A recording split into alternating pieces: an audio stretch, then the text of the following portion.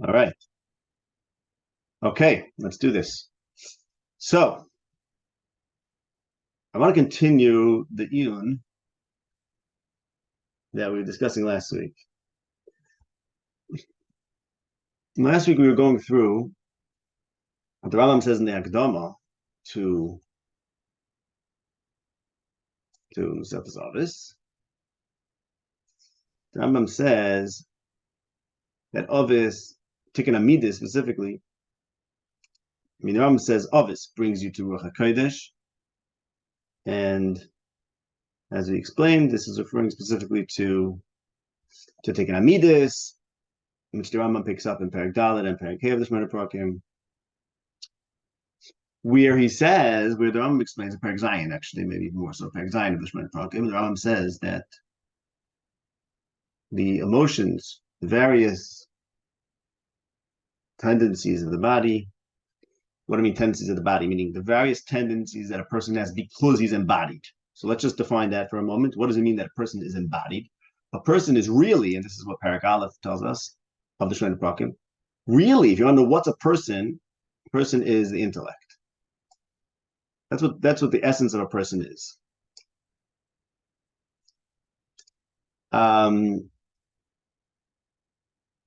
And when we learn Perakim Aleph, we'll have to discuss that. What does it mean to say that's the essence of a person? It means something very technical. It's not just like, okay, stam musar. It actually means something very technical about defining the person. Trying to get to the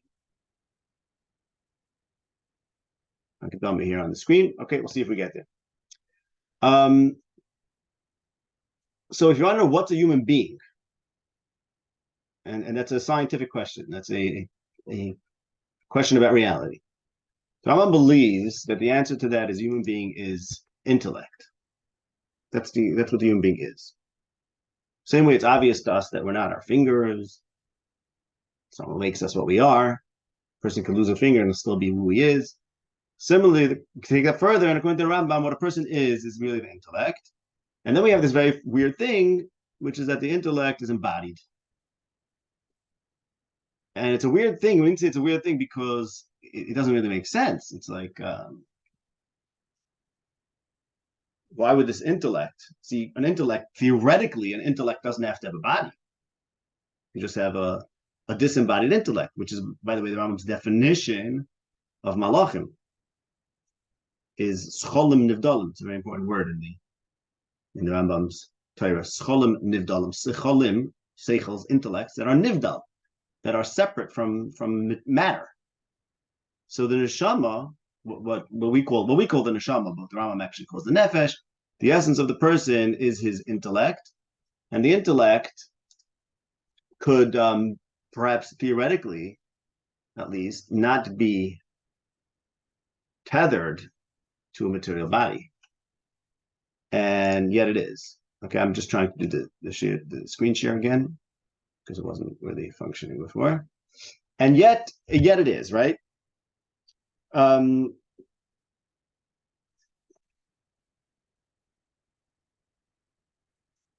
we have this funny thing that you have a person is intellect, and this intellect is tied to a body, and then we have this tension. We have a tension. The tension is that person stops thinking. A person, meaning reason, that's a person. Instead of using his reason and deciding things based on his reason, he ends up being influenced by the body. And that's what the Rambam means when he says in Perek Zayin that, and on many places in the Rambam's writings, that the tendencies of the guf, the various midas, are misachim, are barriers between a person and Hashem.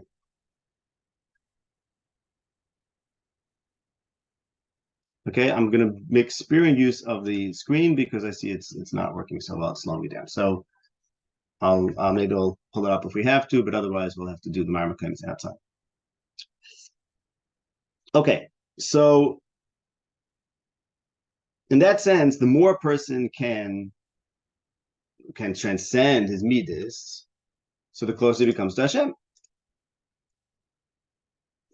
Because the closer the more he's in touch with his, we call maybe spiritual side, but the Rambam doesn't really use that word. The Rambam would say the Rambam's his Sada Seichel.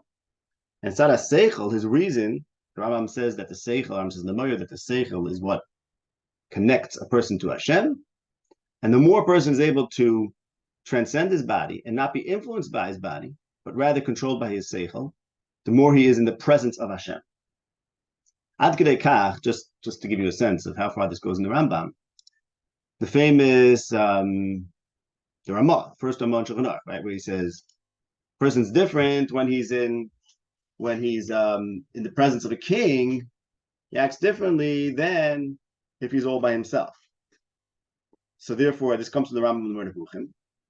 And the Rambam says a person acts differently when he's in the presence of a king than when he's all by himself. And therefore, a person should realize that he's in the presence of the king. And everyone expects the Rambam to say that he's in the presence of HaKadosh Baruch Hu. The Rambam says that he's in the presence of the king because you're in the presence of your seichel that hovers over you. And that seichel is the connection with Hashem. It's very complicated. What is exactly the seichel? It's a Rambam. But the Ramah says, okay, a person's in the presence of Hashem. And that's another shmuz. How the Ramah changed seichel to Hashem. Why he did that? It's hard to understand the Rambam. What does it mean that the seichel is like in the presence of Hashem? But my point is bringing out that in the Rambam, the seichel is divine. It's what makes a human being divine. And the more a person can transcend that and control himself by reason, then by definition, he's closer to Hashem. He has, as we discussed last week, he has hashgacha. That person has more hashgacha, and that person is likely to be an avi in some circumstances. So that das that we're talking about before, to reach the das, that means we're reaching this. He froze there. Can you repeat that?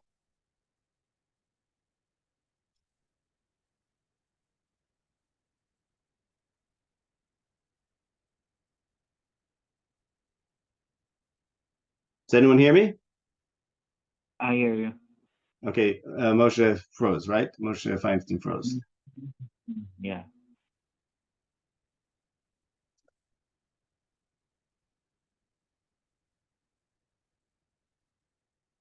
Okay, we'll wait. We'll see if he unfreezes. Meanwhile, we'll continue.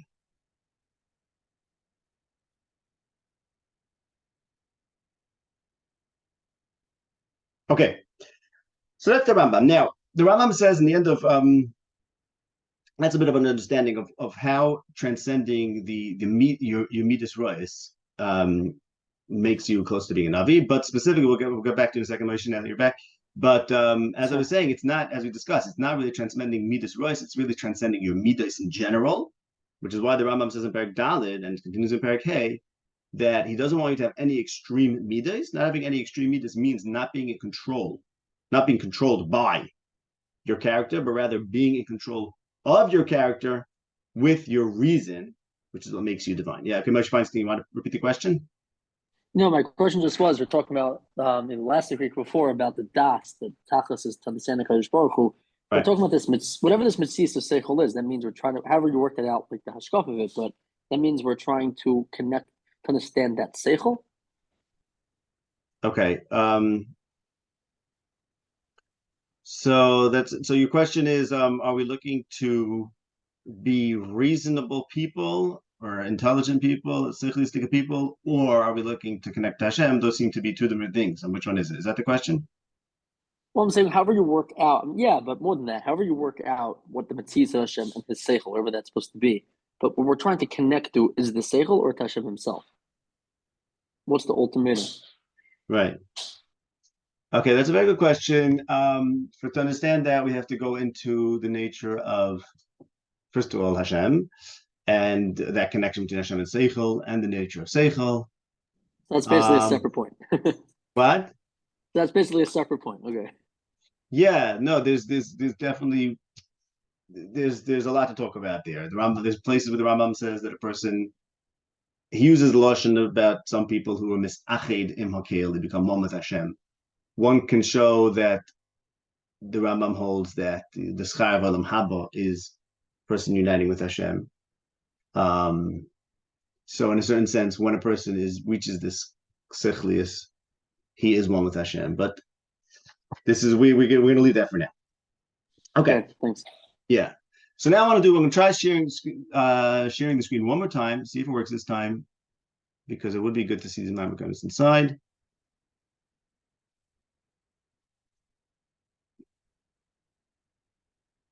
Okay, we'll see if it comes up, and let's see if we can do this.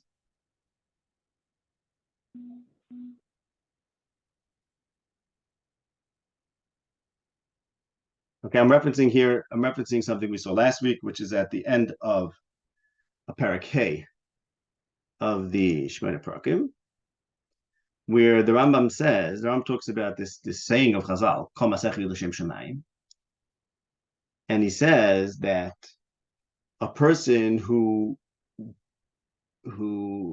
dedicates as the goal of all his actions, makes the goal of all his actions Das Hashem, that's a person that does Kol Ma'asav L'Shem Shemayim, and that a person, the Rambam says, is no less than a Navi. Okay, I'm giving up on the screen share once and for all. That person says, the Rambam, I believe, is no less than a Navi. And the Rambam says, furthermore, that the statement of Chazal, Kol Masech L'Shem Shemayim, is a statement that was said Be'ezer Alaki. Okay, so just I want you to think about. It's interesting that the statement, which describes a person who is quote unquote not less than a Navi, whatever that means, that statement itself was said Baruch HaKodesh. This is something we've mentioned a few times, and I'm going to show you one place that has the same phenomenon, and actually there's going to be another place too. I think one place like this. The Rambam says on the Mishnah in Chagiga. The Mishnah Chagiga says, Perakim. The Mishnah Chagiga says, anyone who's not chos on kvod koinai, it's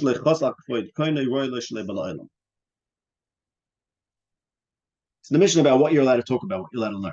So anyone who's not chos al kvod koinai. Now, kvod koinai, what does kvod koinai mean? Says the Rambam the Seichel. This has to do with the conversation we were just having about the Seichel sometimes being a stand-in for Hashem.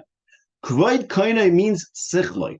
Kol shloi chos al kvod koinai means anyone who's not careful not to corrupt his seichel. And how does a person have to be careful not to corrupt his seichel? Rambam says because there's a tendency when you're trying to know things, everyone wants to know things, and sometimes we try to know something that is beyond our ability to know. And when you do that, not only won't you achieve that knowledge, but you're going to corrupt your ability to think straight. And that's lechos al kvod koinai. So you have to think about the kavod of Hashem means respect your intellect. Don't ruin it by looking into things that are beyond your hasaga and that are only going to dray your head. Amazing Rambam. There the Rambam says that saying Kol shleichos al kvod koinai was said Be'ezer Alaki. Okay. Rambam is not, even though we have two Rambams that do that, don't think the Rambam is fond of doing that. I know only of these two places.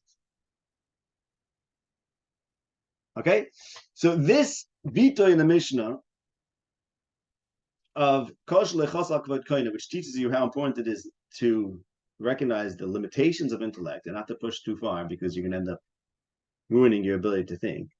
That statement itself was said Be'ezer Allah. Okay. And similarly, the Rambam says in the Maimonides, this is Kelik Aleph Perek Chof Aleph, when he's talking about the pasuk that says Hashem protected Moshe. So do you have a Maimonides there? Can you show me which version you have? Just pick it up. Okay, good. Okay, good. So I think that we have the same two daf that I have the Ibn Tabon rules for me. I'm not sure if it's the same two daf. Could you show me the inside? No, different to a Sadaf. Okay. In Paragraph Aleph, we have the same words. That's the Ibn Tibon translation with some, I think, Mefarshim. The Rambam over there says that when the pasuk says Hashem protected Moshe, v'sakosis kapi alecha ad ovri, Rambam says like this. What does it mean Hashem's protecting Moshe? Moshe was seeking to learn something very great, very lofty. A great hasaga. And when a person seeks a hasaga that's beyond him, his seichel is going to be mishtabish. His seichel is going to get ruined. Ella im yilavayilav is lucky. Unless he has an Ezer lucky, divine aid protecting him. And that's what the pasuk means when it says Hashem will protect Moshe. It means because Moshe was engaged in seeking great knowledge, that some of it which can lead him to places that he can't understand.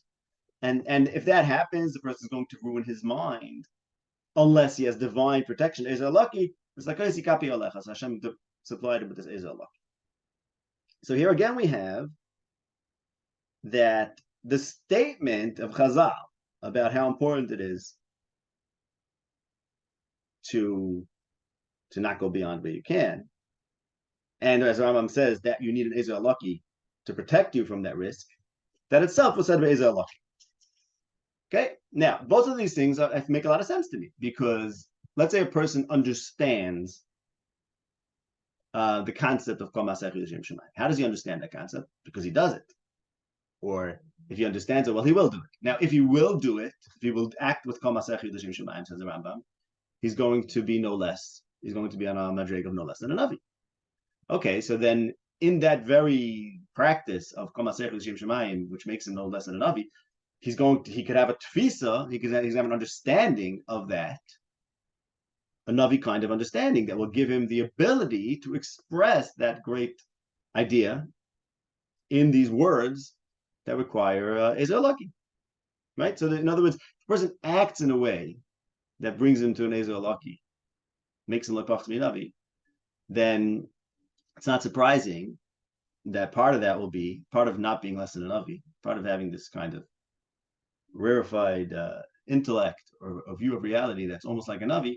Part of that will be that he'll have the ability to express to describe this state as a Navi would in these words that are Ezer lucky kind of words.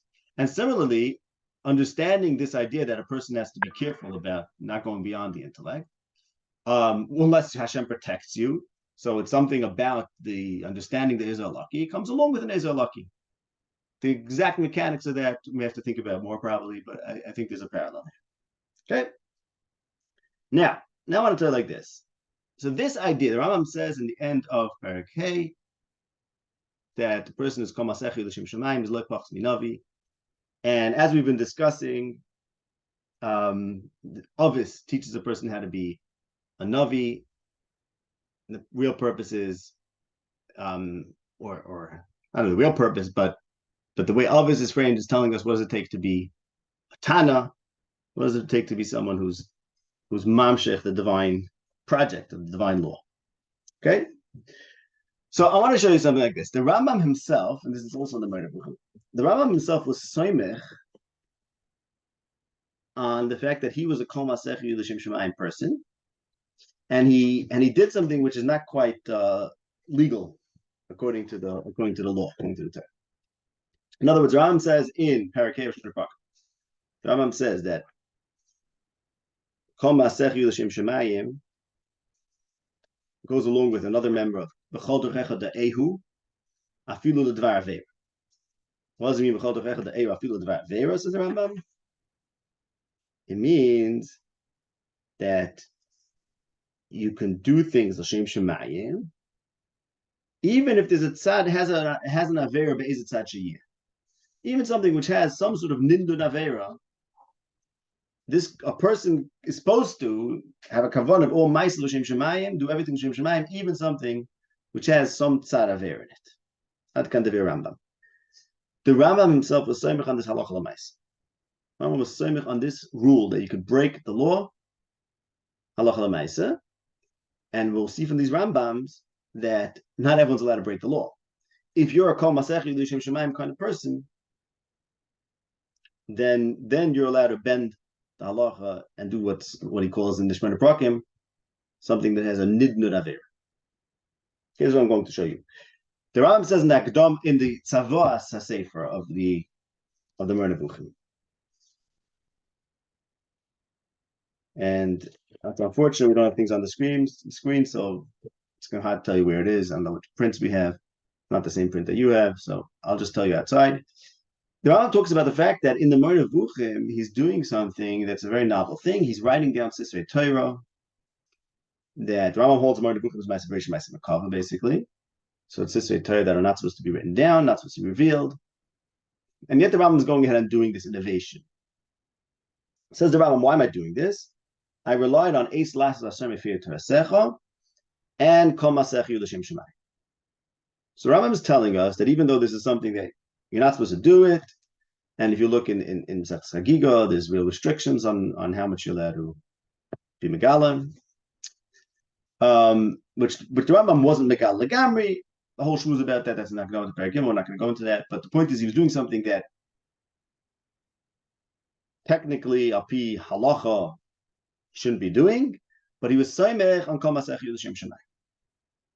He was Saimech on Kol Masech Yudashim Shemai. The Rambam says also Nigeris Taimon.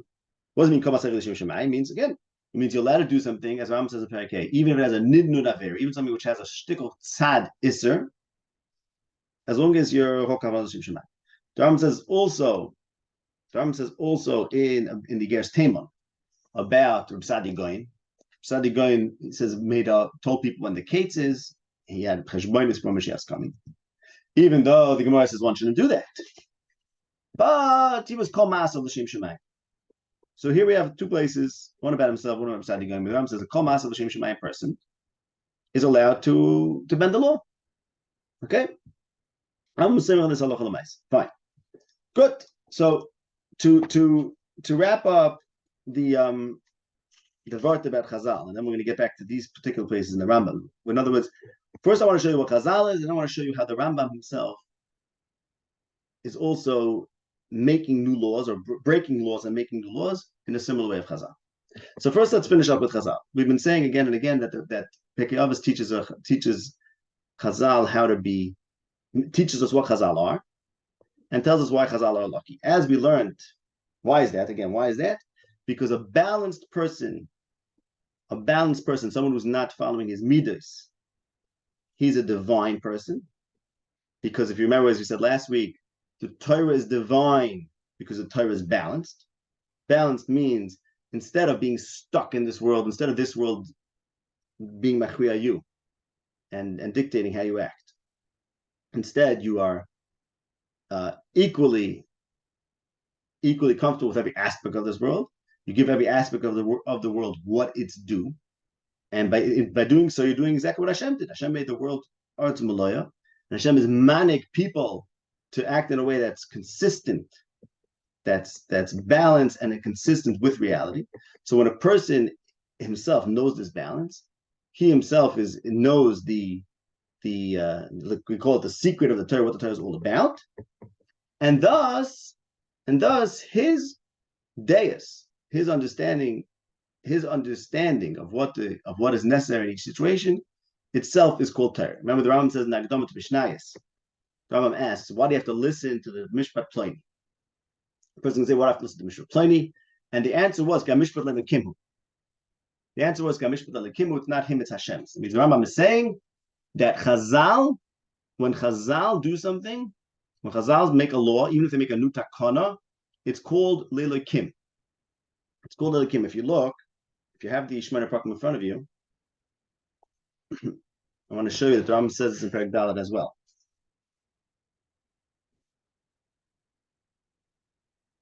The Rambam in Perek Dalet is talking by Riches about the need to be balanced. And the Rambam says over there as follows. The Rambam says, maybe a person's going to say that, look, if taiva is such a bad thing, and you have to avoid it, so maybe I should go to another extreme in order to avoid taiva.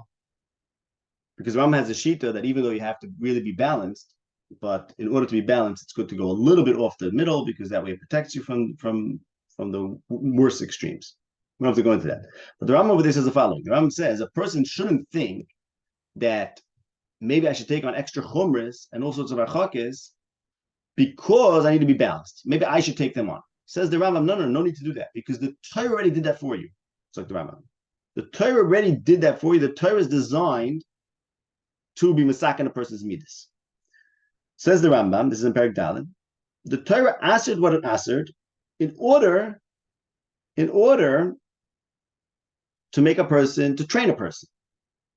the reason why we're not allowed to eat certain foods, and the reason why there's bias that are usher, etc., etc., etc. And besides for that, says the Rambam, Rabbi Seinu further minimized tashmish, and they said you now do tashmish by day. All this was to make us balanced. As kol, but he says, if I'm reading the lashon inside, as kol zel loitzivo Hashem aleinu, ella, so we should be balanced. So he says again, he says, look, you're telling me that you want to take on chumras because you want to be masakin your midas. The Torah did that for you because the purpose of the Torah is to be balanced. But he said, why? Because the Torah is telling you don't eat everything, don't do every single bia you want, and that way you'll be a balanced person. You don't take on extra chumras. The Torah is doing it for you. But he throws in Torah, he says, and Chazal also were moisif yisurim on bia. They said you can't do tashmish by day. As kol zeh tziva Hashem aleinu kadesh yisrachim. So now, first of all, the Rambam says tziva Hashem about Chazal's isur of tashmish bia. Tziva Hashem. Secondly, in a much deeper point, if the Torah is balanced, as we mentioned last week, the Torah is chukim mishpatim tzadikim. Why is it chukim mishpatim tzadikim? Because it's balanced. Why? So it's balanced that tashmish should be mutter by day, and that there should be other yisum. And come Chazal and are adding to the Torah, it's they're throwing the Torah out of balance. How could the Torah be balanced and then the Rambam's going to say the Torah plus yisurim of Chazal will make a person balanced? The teretz is pasha. It has to be that when Chazal are adding yisurim to the Torah, they're not doing something that's different from the kavanas Torah. The kavanas Torah is to achieve balance, and that's why the Torah is called chuk mishpatim tzadikim, and that's why the Torah is called divine. If Chazal see that something is necessary for that same purpose, for the same purpose of the Torah, for that same balance, then their law is also mitzaref to the chukum mishpatim tzadikim of the Torah, and their law, furthermore, is called tziva Hashem Yisanu. And that's what the Rambam, exact same thing the Rambam says in the Hakadamah to Mishnayos, which is unfortunate we can't put up the Lashonis over here. But if you remember, the Lashon was, don't say, is it Takonis Pliny? Why should I listen to Pliny? The answer is, Gamishpat Le'Lekimhu, it's all Mishpat Echad, says the Rambam. It's all Mishpat Echad. What that means is that when Chazal are moisif something on the Torah, it's not a hoisafa. Why is it not a hoisafa? Because it's organically added to the Torah. It fits right into the Torah. Because if you understand the Kavanas Torah, which is, again, it's like the Rambam, that a person should be balanced so that he should be divine and so on and so forth, and then you do something to further that very same end, that very same goal, then what you're doing is starve to the Torah, and I can call it in Shemona Perakim, I can call it Tziva Hashem Yisanu, and I could say Mishpat Alekim on that. So that's what's happening in the Akdama to put it all together. And now we're going to go to the Rambam itself. So my point now, you obviously might have one question, just one question. But I have to wonder, why did Chazal have to add something to the Torah when they did? Before that, the Torah didn't need this, and now the Torah does. Say that's a question. But given that Chazal saw something was necessary for the Kavanas Torah, if something is necessary for the Kavanas Torah, then when you add it to the Torah, it's as divine as the Torah. And you could say Tziva Hashem, you could say Mishpat Alekim. Okay, I want to take a break and see if there's any questions on thus far.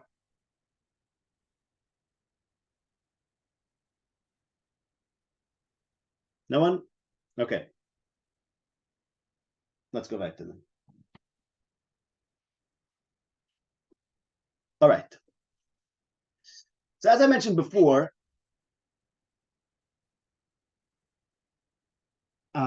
should we do this one more time? No, let's say that. As I mentioned before, the Rambam himself changed the law. That means the Rambam wrote Sisrei Torah in the Moreh Nevuchim, even though one is not supposed to do that, technically. And he says in his Akdama, in the Tzahor HaSefer, in the beginning of the Sefer, that he was soymech on kol ma'aseh Chidushim Shemai. But he also says something amazing, and this we have to understand how this all gets back to Midas, and how the Rambam himself was sort of like a Tana or a Navi, in the exact same sense that we're talking about it now. The Rambam changed the law. The law says, the Torah says you can't teach the Torah. The Rambam decided that he must. And we're going to look about what made the Rambam decide that he must do so. And you'll see how it's mamish fits into the same shmuz, that the Rambam saw himself as being someone who can basically be part of the Messiah or change the halacha like Chazal. This Rambam is in the Akdama to Perakim. If you didn't see it yet, the Rambam in the Akdama to Perakim says the following. Akdama I'm sorry, Akdama to Chilek Gimel of the Mer.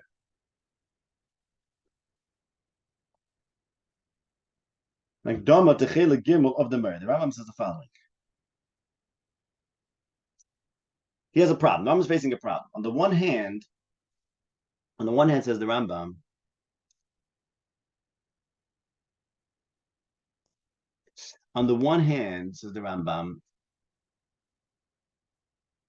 I rediscovered Sisrei Torah. Rambam holds that he rediscovered Sisrei Torah. Sisrei Torah were lost from the nation, and the Rambam rediscovered them through his own eon, however he found them. And now he has a problem. His problem is that if he doesn't teach them, he doesn't write them down, they're going to be lost. They're going to be lost. Mitzad Sheni, you're not allowed to write them down. Mitzad Sheni, you're not allowed to write them down. You're not allowed to teach the Torah publicly. For sure, you can't write them down. So, Zok the Rambam like this. Rambam's like this. Should I write them down? Not allowed to. Should I not write them down? That's also not acceptable. Why? Zok the Rambam. Because you, my Talmud, he had this one Talmud to whom he wrote the Moreh Nevuchim, and he wasn't in his presence. He wasn't face to face with this Talmud, so he's writing to him. The Torah that the Rambam has, the Talmud can only receive if the Rambam writes it down. The Rambam says like this: if I wouldn't write it down, I would be considered as a great oino. I'd be cheating you from something. Ki'ilu. Either I'd be withholding the truth from someone who has a right to the truth, or be jealousy of a Moirish on his Yerush. So Rambam says like this. Rambam says, if I don't write my Torah, I'm not allowed to write the Torah, but I'm not allowed to write down Sisrei Torah, not explicitly. But if I don't write Sisrei Torah, then I'm going to be withholding something that you deserve. Or, says the Rambam, it's going to be kinas hamoirish al yushase. Kinas hamoirish b'yorish al yushase. It'll be jealousy of a moirish on his yorish. Let's think what that means. It means like this. It means sometimes you have a moirish, someone has a lot of money, and someone's supposed to yashin him, and he can't forget him. He's jealous that someone should yashin him. Zok the Rambam and midos megunos, and those two things are bad midas. Okay, so first, just you have to unpack what the Rambam is saying. The Rambam is saying, I might be jealous. The reason why the Rambam is not going to write the Sisrei Torah is because the halacha says you're not allowed. So what does he mean when he says, but if I don't write Sisrei Torah, that might be jealousy, which is a midah meguna? So it means very simple. It means something very simple. The Rambam's shita is, Rambam says in the Shemona Perakim, that a person's midas are molded by his actions. So what he's saying is a very simple thing. Even though I'm not going to, if I don't write Sisrei Torah to you, it's going to be because I'm not allowed to write Sisrei Torah. But the fact is, you are my Yerush. You're my heir. You're my Talmud, who should be my Yerush. So if I don't write Sisrei Torah to you, for you, then I am, in fact, not giving you your inheritance, which an action of not giving someone their inheritance leads to the midah of not giving someone their inheritance, because actions lead the person to having certain midas, right? Because midas, your midas follow from how you act. How you act makes you feel a certain way. And then I'm going to have a midah meguna. It's not acceptable to me to have a midah meguna. Okay? So again, so what's Rambam's dilemma over here is? His dilemma is that he's faced with an isser. Okay, he's faced with an isser to teach Sisrei Torah. But if he honors that isser not to teach Sisrei Torah, he's going to be doing something because of an isser, partially because of an isser. He's going to be doing something because he's not that he must do, because the Torah says he's not allowed to teach Sisrei Torah. That's going to lead to a midah meguna of kina. Okay. So you have to think, very interesting thing. In other words, a person could be facing a situation where he's not allowed to do something because Torah says not allowed to do it. But the action that the Torah is mechayev him is an action that's going to lead him to a midah meguna. Okay, that could happen sometimes. There's nothing to do about that. But the Rambam's not happy with that. Rambam's not happy with that. Now, what happened in the Rambam's case? The Rambam continues and says that, okay, I was stuck what to do. He wants to teach Ma'aser Merkava, but he can't. So he says, I had an Ezer Alaki. Here's the other place where the Rambam uses this lashon in a halacha l'maisa way. It's actually maybe one other place. So remember, I said, he says, Kol Masech Yiyul L'Shem Shemayim was said be'ezer alaki. He says, Kol Mishalei Chos Al Kvod Koine was said be'ezer alaki. And he also says that Chelik Gimel L'Mor Nevuchim, where he talks about Ma'aser Merkava, the 7 Perakim over there, where he talks about Ma'aser Merkava and Yechezkel, he said, I had an ezer alaki that showed me how to, or led me to teach Ma'aser Merkava in such a way that I'll be able to reveal what the meaning is to those whom it's supposed to be revealed, while it's going to be concealed from those who are not supposed to know it. So people who don't know this whole sefer in and out are going to look at these perakim and not going to understand what I'm saying, while the people that the sefer is for are going to see this and going to understand it. So again, the Rambam is like this. Rambam is faced with a problem that is an issur to megalas Sisei Torah. But on the other hand, if he honors that issue, he's going to have a midah meguna. See, it's a very interesting thing. He didn't say, very clear, he didn't say, I don't want to withhold it from you because you deserve it. He says it's a midah meguna if I don't give it to you. Meaning, of course you could withhold it from the Talmud. Torah says not to teach us Torah. Torah says not to teach us Torah. That's fine. But the problem that the Rambam had is that he's going to have a midah meguna. And because he's going to have a midah meguna, he's in a dilemma. The Rambam doesn't want to be left with a midah meguna. And his Yeshua came, his deliverance came in the form of an Ezer Lucky that told him what to do. If someone's there, Moshe Mordechai, if you're there, I just want to know if anyone has any questions. I don't know if anyone's there right now. You can tune in, you can answer. Okay. I could stop for a moment and see if anyone has any questions. If not, we'll continue. We're good so far? Lovely. Okay, fine. So if anyone wants to chime in, I'm happy to do so. But again, you have to understand what's happening in the Rambam. Very, very important idea. The Rambam was faced with a dilemma that he has an Isser Torah, which he has no problem with in reason. He says, okay, the Torah says I can't teach Isser Torah, but if I honor that Isser, I'm going to be automatically withholding from my Talmud, who's my Yerush, something he deserves, which I'm not doing because I'm jealous, but I'm going to become jealous because you become what you do, and that's a midah meguna. And that was his dilemma, and boom, he had an Ezer Lucky. Ayin Sham, this is in the Perakim, amazing story, amazing little piece of history. Because of this dilemma and because of the Ezer Lucky, that's why the Rambam was Megala Ma'aser Merkava in the way that he did in the Akdama to Perakim. Okay, but I want you to think about what happened over here.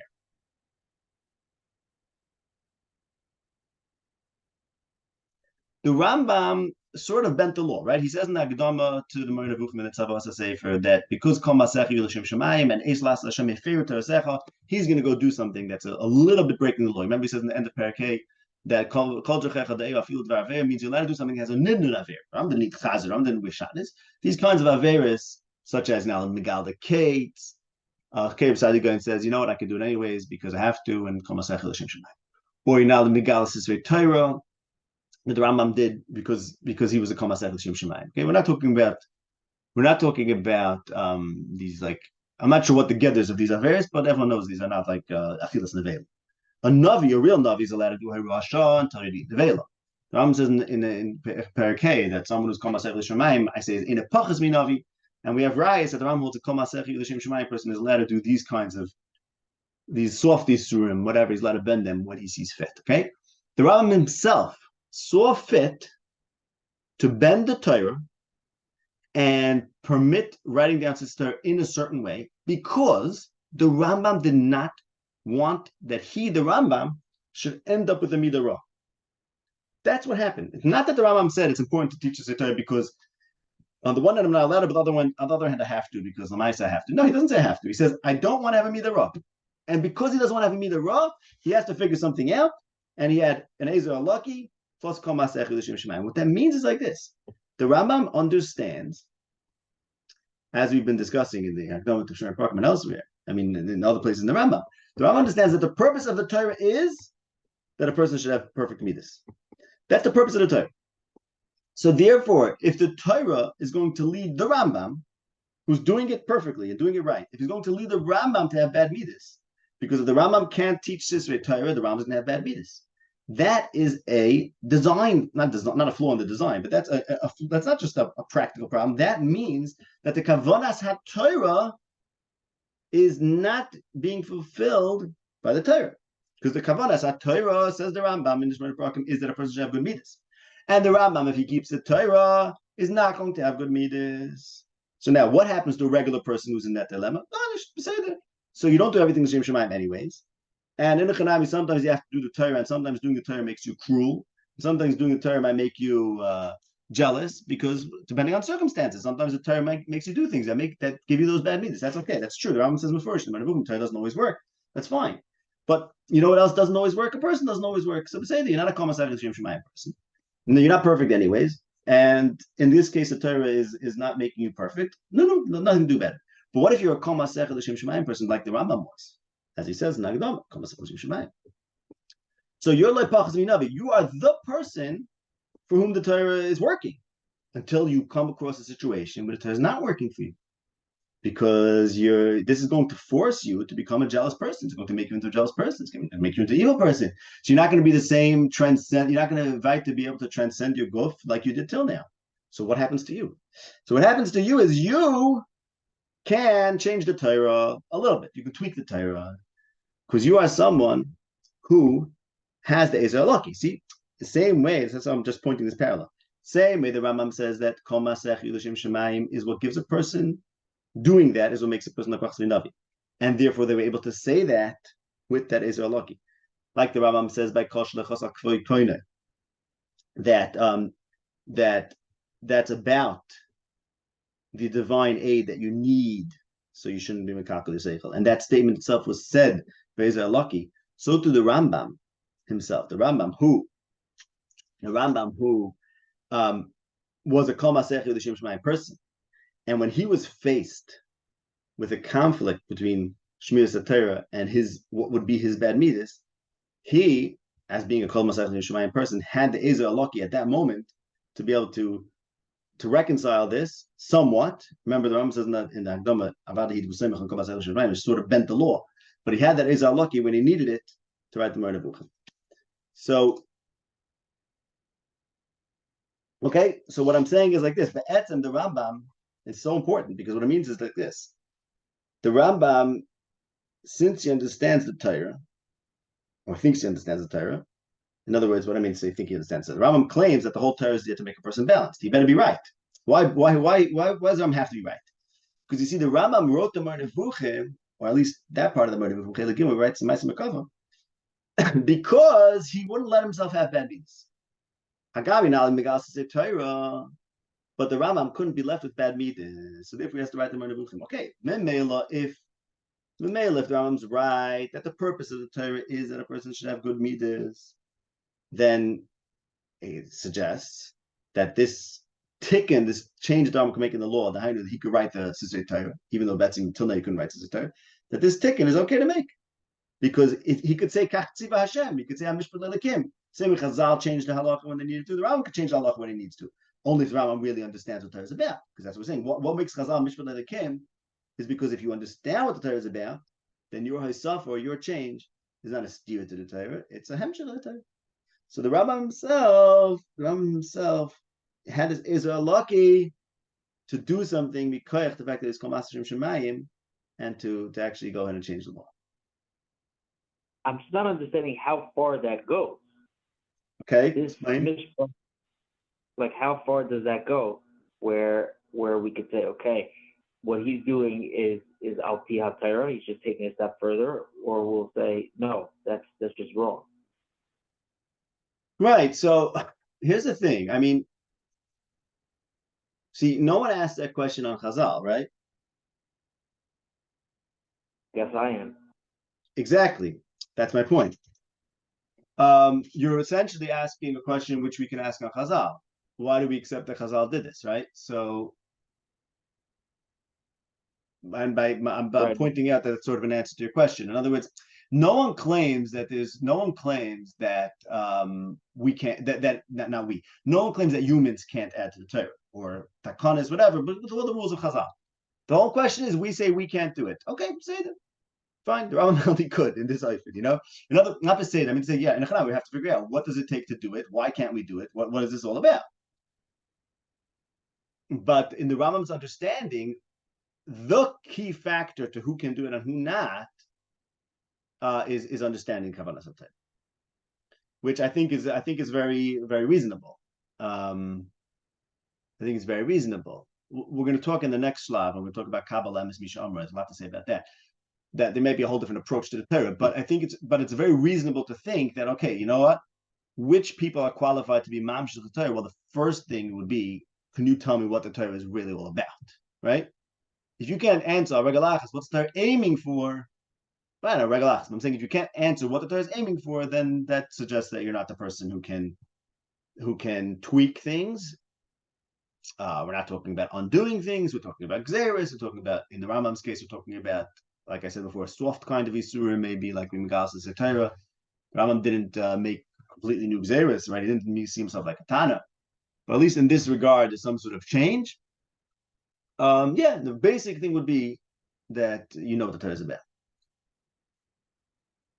And then you're asking a legitimate question, which is, why do I believe that? Why do I accept that? But like I said, that's a question of Chazal.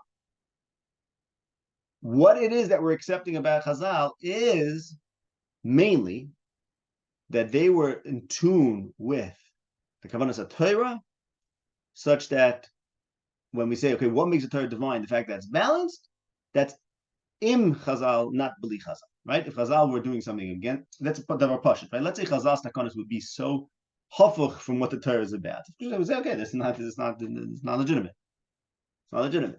But it's not lahapach from Baltais and Baltigra. All these takanas and there. Hey, they ask a good question. Rambam talks about that. That's a very important question.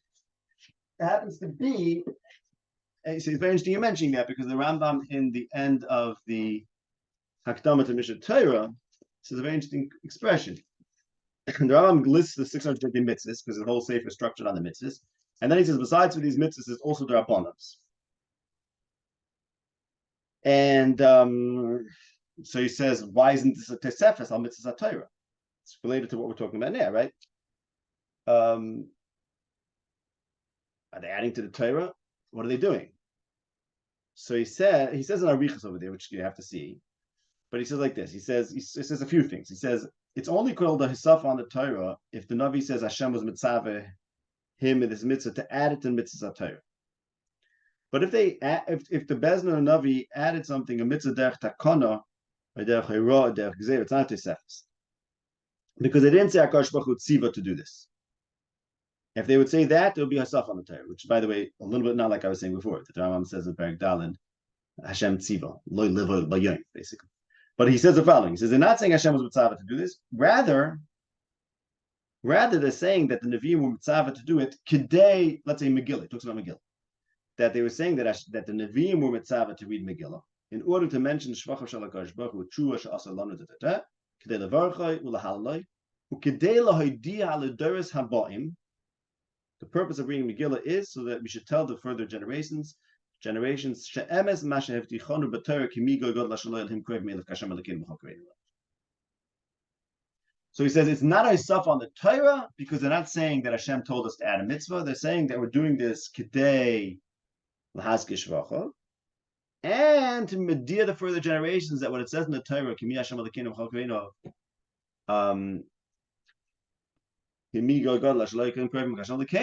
is true. So I think what he's saying is that the purpose of the mitzvah is to uphold an existing truth that's in the Torah. And that's what makes it not a suffer. Had Chazal said that the Torah has its agenda, but now there's a need for something new, and there's something new called Mikra Megillah, that would be a problem. The reason why it's not a problem is because they're saying that the Torah's agenda requires a Maaseh mitzvah. What's the Torah's agenda? Torah taught, let's say, one of the Torah's agendas is Torah teaches us that there's no God, and furthermore, they knew that the later generations might not know that for whatever reason, and this mitzvah is going to solve that problem. So this mitzvah is organic to the Torah. It's something that the Torah itself, a good understanding of the Torah necessitates that we do this mitzvah. So I'm just gonna, I'm not asking to the problem you're asking, because you ask. In other words, you're asking a technical problem, which, like I said, is really a problem with Chazal. And people should ask this, and they could. If Chazal could do things to the Torah and change and add mitzvahs, so maybe we should add mitzvahs today. This is actually a very legitimate question. Taka, what does it take to add mitzvahs? I'm saying if we're trying to be Tanoim, then yeah, one day we'll get there. We'll have a Sanhedrin, and we'll be able to do that. But the path is and a key point of the path is having klor with the Kavanah Torah is. Okay. And that's why it's so important that the Ram got it right. I mean, and maybe other people say he didn't get it right. In other words, if people say the Ram didn't understand the Torah fully, which people do say, we'll talk about that soon in the Hemshech, it's not just like a prat here and there that Rambam's Torah is not so good and his Machshava is not so good. It means that, let's say in this regard, the Rambam Mamish wrote down Sister Torah. He did something which you're not allowed to do because he couldn't have his midas being ruined, and that's going with this idea that the Torah is about balance of midas. Does that answer your question? Or does it give you more, or does it at least give you more questions to think about? It definitely it gives me a good marmakum to spend time on. But okay, that's good. We don't ask for much more than that. Yeah. Okay, so just to wrap this up, then I want to move on to the next thing here. So basically, to wrap it up, and this will be the end of our discussion of this whole Torah, that the Rambam says that obviously leads you to Nevuah, and obviously is about being Tanoim. So just to summarize, balanced midas is divine, and that's what makes a Torah divine. It makes a person divine. It makes the Tana into a Tana. It makes the Tana and even a Navi / Ruach HaKodesh. It's what makes a person able to say that my decisions, which are in line with the Torah's Moshe, are also the Dvar Hashem, because they're, as Rambam says in the Hakdama to Mishnayos, it's Mishpat Echad. It becomes one with the Torah. It's not considered Hisafa. And this oneness with the Torah, I think I'm studying to the Rambam in the Hakdama to Mishnah Torah, where he says it's the purpose of Mikra Megillah was to uphold the truth of a pasuk, of an existing pasuk. And his point is that the Hisafis of Chazal are not truly Hisafis because they're not a 614th mitzvah. They're rather necessary for the existing teachings of the Torah. And we find a similar thing that the Rambam himself, when faced with a breakdown internally of what the Torah is supposed to do, because the Torah is supposed to be Mashal Midas, and the Rambam would have, had he kept the Torah, would have had bad Midas. The Rambam bent the Torah, as he says in Mefurish, one is allowed to do if it comes out of Shemayim. Again, to reiterate, that bending of the Torah that the Rambam did and Rav Sadi Gaon did is not the same thing that a Navi could do, and not the same thing as Chazal could do. Chazal could say, don't take a lulav on Shabbos because of Gzeira. The Rambam didn't do anything near that. A Navi could say, be mechal Shabbos for Hira Shah. The Rambam didn't do anything like that. What did the Rambam do? He wrote Sisrei Torah, and even then he ended up doing it in a way that was chatzi okay, and it was a tziruf of his hiding it, plus komas whatever that tziruf is.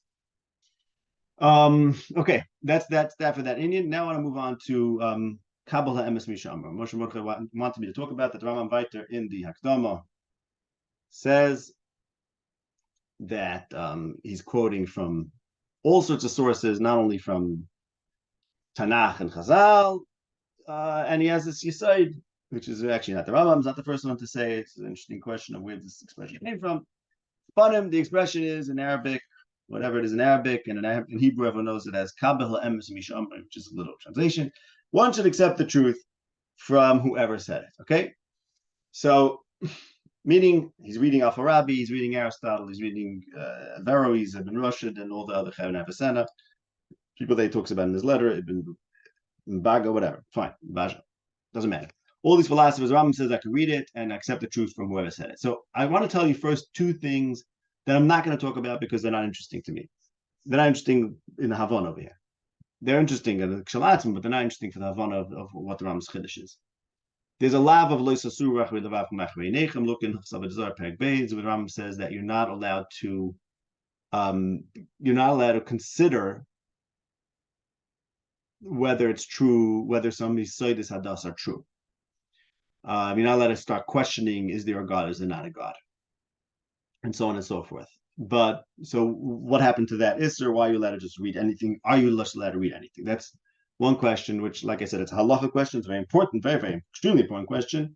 But it's not negated for the lumdus, for the Havon of the Rambam over here. It's just a side question, which I'm not so interested in. I mean, whatever. The answer is the Rambam holds that not everyone is allowed to consider these things because you have to know how to think. If you know how to think, then it's not called sasuru. Lo sasuru achre levavchim is for those who are not trained in how to think and start thinking about things, they're going to get all straight. But if you know how to think, you can think about these things. That's what the Rambam holds.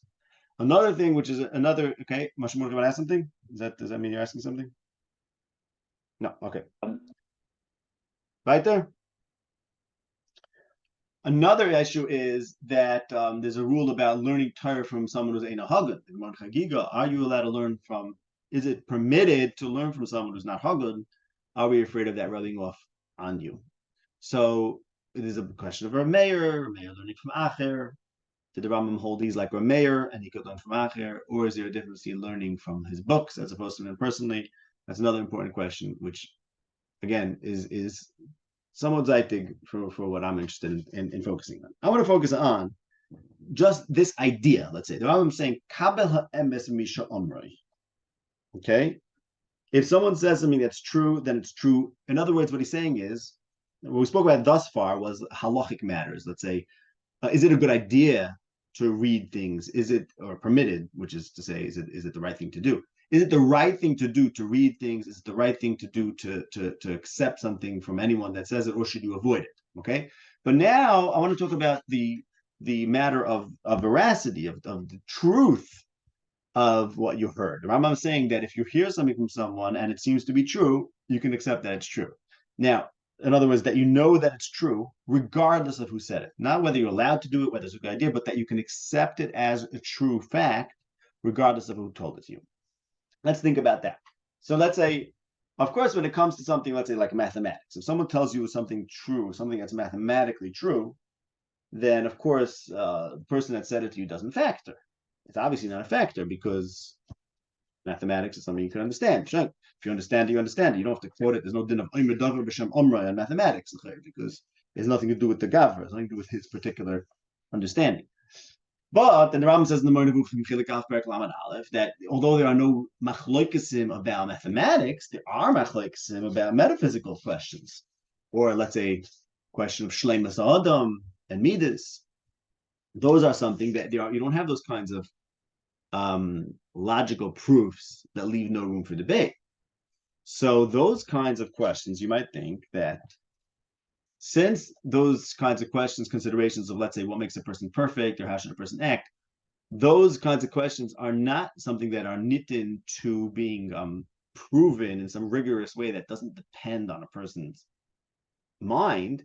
So perhaps you might think that, oh, I shouldn't listen to that person. But on the other hand, I'm not really listening to that person. If the arguments are compelling, if ultimately I understand the argument, I understand why a person should be, let's say, derech hamamotza, then who cares who said it? Yes, some people might say otherwise, but ultimately I'm the one who's considering the truth of that, and it seems true to me. Okay, but then you might say, wait a second, where does this fit into the Torah? Isn't the Torah all about revelation? In other words, the Torah seems to tell us that it does matter who says something. It matters if Hashem said it to him. It matters if he's a Navi, and so on and so forth. So in here, the Rambam is telling me to do something which seems to be completely antithetical to the Torah, because Torah is all about Moshe Kibul Torah Sinai Musar, and it depends who said it, right? And it's like goes against everything we were saying till now, that really we care about the Messiah, we care about people being divine, and now you're telling me no, we just care about the Chachma. So how does this fit into Torah? The answer to that is that Torah and Chachma are two different things in the Rambam. Torah and Chachma are two different things. The Rambam says in the Morning Book, this is a Chilik Gimel Perakim dot last parak, that one of the meanings of the word Chachma is the knowledge or the proof to certain ideas that the Torah asserts without reason, without logic. In other words, let's say the Torah says Hashem Echad. Okay, so when a person is young, he accepts that Hashem Echad, and he accepts it on faith, as a Kabbalah, as a tradition. And then when he gets older, he's supposed to be Isaac in Chachma, which is to say, he's supposed to say, well, why is this true? Or how do I know this is true? So you start off accepting the Torah on faith as a good Jew, and you are certain the Torah is true, and then as you get older and wiser, you're supposed to use Chachma to figure out, well, why is the Torah true? Or how do I know the Torah is true? How do I know? I don't mean to say you're supposed to actually start questioning it. You're supposed to say, can I take this up a notch and make this, instead of just something that I accept, into something that I know? And that's the difference between Torah and Chachma. Those are two different things, Torah and Chachma. And he says that's why a person gets up to heaven, they ask him, a person Chassadin, Kavati itim Torah, Fapalta b'Chachma. Because the first thing a person is supposed to do is learn Torah as an accepting of tradition, and then he's supposed to apply Chachma, which is to say, understand the reasons for the Torah. So when the Rambam is saying Kabbalah is Misha Amrei, he's saying, look, Torah is Torah, fine. So of course I'll do the Torah. Torah says all its mitzvahs. Torah says do Hashavas Aveda. Torah says don't do bias, a certain bias. Torah says don't eat certain foods, as we mentioned earlier. Okay, of course I'm holding by that. But also when I get wiser, I want to understand the Chachma of the Torah. In order to understand the Chachma of the Torah, I have to make myself wise. I have to study Chachma. Studying Chachma stands on its own terms. Kabbalah is Misha Amar. The basis of Chachma is thought, and therefore I'm supposed to use reason. In the Chanami, these are matters which are not nitten for the kinds of proof that make them above dispute. These are not the kinds of things that can be absolutely proven that no one will ever argue again anymore. However, nonetheless, these are things I can think about, and therefore it doesn't matter what the source is. That means to say the Rambam holds the ultimate measure of truth is reason. You can start with Kabbalah, you can start with Messiah, but ultimately the reason can understand what reason understands is true and what reason does not understand is not true. But one more point this Kedai to make is that the Rambam himself says that Nevuah can reveal things that reason doesn't know. For example, the fact that the world is created out of nothing, that's not something we can prove through Chachma. Somebody in Nevuah tells us, fine, the Rambam knows that. The Rambam accepts that. But the reasons why the Torah is good, let's say why a mitzvah is good, the metric for that and what we can know for that is measured by Seichel. That's the Rambam's Shita. And now I'll just briefly, I know we're going pretty long over here. Let me just briefly say a major plucked on this. L'chayr, this seems very obvious. Ultimately, it seems pashat vayik. Soif, the measure of an idea. Let's say, to take the classic idea that the Shemona Perakim is all about, this idea that the Derech HaMamutz is a good idea. How do you know that? You don't find it in the Torah. Maybe you find a source if you have to, but the ikar source for that is reason, seichel. Okay, so if your seichel tells you that's true, fine, makes perfect sense. And if your seichel tells you that that's the shlemus adam, you're going to go with that. That's what's going to. You're going to understand the Torah al pi the seichel. Very good. That's what seichel says. L'maisa, this is assuming that that seichel taka is seichel adam can get to the truth. There is a different mahalach, a different shita that holds that there are great truths. The main truths, let's say, about how a human is supposed to be noyeg and shlemus adam and all these things, which are really beyond seichel, transcend seichel. And in fact, you need Kabbalah for them. And this is, I'm going to say, just as one major source for this idea, is a sefer called Avodas HaKodesh. The Avodas HaKodesh is from Meir ben Gabbai. It's from the Yisodistic form of Kabbalah. And he argues with the Rambam about numerous things. And one of them is a very big idea. He says this idea that seichel is the knei midah, is the metric for what's true. Ad kedei kach, the Rambam holds that with his seichel, he rediscovered Ma'aseh Makom, Ma'aseh Bereishit that were lost. Avodas HaKodesh says, no, these kinds of things you can only know with Kabbalah. And in fact, the Tamei HaMitzvahs you can only know because Hashem reveals them to you. There are certain things in the Torah that are different than Seichel Anushi, negative Seichel Anushi, and therefore we have to accept, says Avodas HaKodesh, that Seichel is actually not the real metric of what is true and what is false. So basically, I'm being Mikatz over here. Maybe this is something to talk about another time, a little bit more by Riches. That there is a sheet that says you cannot know b'ofen sichli what the Kavanah Torah is. That's a sheet of, you could say, the Mekubalim in a general sense, you could say that's what the Mekubalim hold. There's a certain truth to that. The Mekubalim hold there are things in the Torah that are negative seichel, and you cannot know the Kavanah Torah through a sichlistic way. The mitzvahs weren't given l'seichel adam. Seichel adam cannot know shleimus amiti. These are all quotes from the Avodas HaKodesh. Tamei HaMitzvahs that the Gemara says Hashem reveals doesn't mean that you discover through your seichel. That means some sort of revelation. What this means is, we're going to our previous discussion, that the Rambam says he knows Kavanas HaTorah. He understands the Torah. He understands the Torah, therefore he can perhaps be Chazal, or at least a mini Chazal, do something. The other Shita says, no, Seichel Anushi cannot understand Kavanas HaTorah. So now, we have questions. Okay, so what does it mean? So how do you tap into Kavanas HaTorah according to the other Shita? According to the other Shita, you tap into Kavanas HaTorah through some sort of much more vague or less definable kind of way. Maybe in some sort of experiential way, you become part of the hashgacha, you get a certain hashgacha to be part of the Messiah. I don't know much sure how to define it in that Shita. There's what to think about. But what the Rambam did over here, which is say, look, I have a Torah, and of course the Torah is wise, and wisdom means what humans can know, according to the Rambam. And I'm going to use as much wisdom as I can to understand what the Torah is all about. And then I'll be someone who can say, here's what the Torah is about, and I'll do things, I'll pizeh. I'll say the Torah is about midas, and I can't have bad midas, and I'm going to tweak the halacha for that purpose.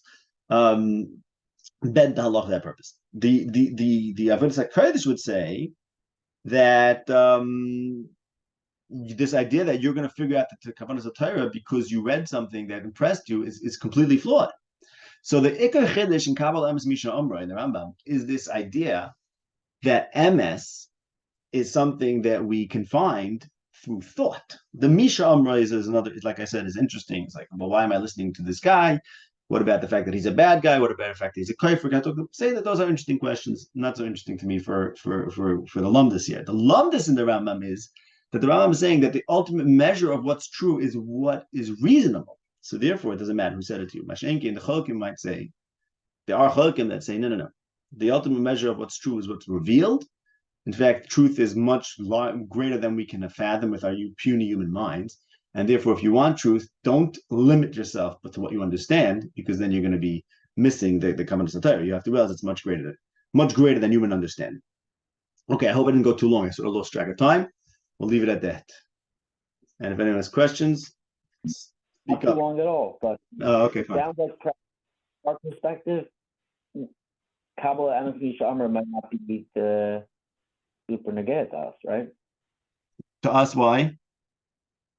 Because if the Rambam saying that specifically because the Rambam himself was able to parse through what they were saying and know what's right and what's wrong, how could we possibly say that we're on the darg of the Rambam to put ourselves in that position? Not that obviously if it comes across, so we're not going to deny it, but if it's to approach it head on. No. Yeah, I mean, certainly. Look, if you're not sure of something, you're not sure of something. There's nothing, I mean, so you have to have some metric to figure out what you accept. In other words, Right. You have to chab. I'm saying if you're looking for truth, if you're looking for truth, okay, and you're saying, look, I don't know, I'm not capable of figuring out what's true like the Rambam was. Okay, so what are you capable of doing? You're capable of knowing. What are you capable of doing? Trusting is not truth. It's not looking for truth. No, I mean, see, you have to have some metric. You have to have some metric of truth. But trusting leads to truth. Sometimes leads on truth. No, sometimes leads on truth, because what if the person was trusting the Rambam? No, I'm saying, how do you know where that person was trusting? In order for me to get the truth, I have to trust someone and trust his truth. Yeah, okay, right. I guess so. So yeah, I mean, the Rambam was a big believer in reason, and I'm not sure why you're assuming you can't become reasonable. I wouldn't assume that. Well, yeah. I'm saying it's work. It takes work. But the Rambam Taka holds takes work. Like I said before, the Rambam holds Leisa Suru. You ever Leisa Suru if you think without knowing how to think. The Rambam says like this. Like kol adeis yichadas lahasig al emes al buye. V'im yimashach kol adam action machzavas libo is going to be in big trouble. In other words, and he says clearly, because you don't know the midas sheyadim behem ad sheyed emes al buye. If you don't know the midas to find emes, the midas to find emes are the Rambam's book of logic. That's why the Rambam holds logic comes before everything else. In other words, if you know how to think, Rambam believes it's very important to know how to think. Know how to think literally, meaning to know the rules of logic.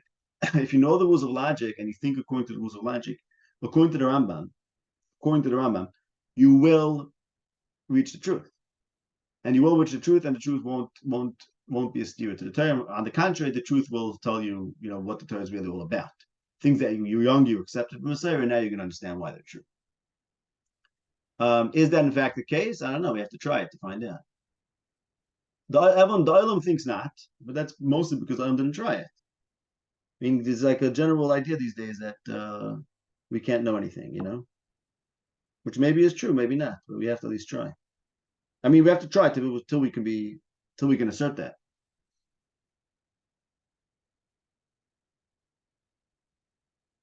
I hear. Sounds. Okay, so we'll stop here, right? And Thank like you. I said, we're off next week. We'll be in touch about the week after. Okay. Sure. Shkaya. Thank you very much. My pleasure.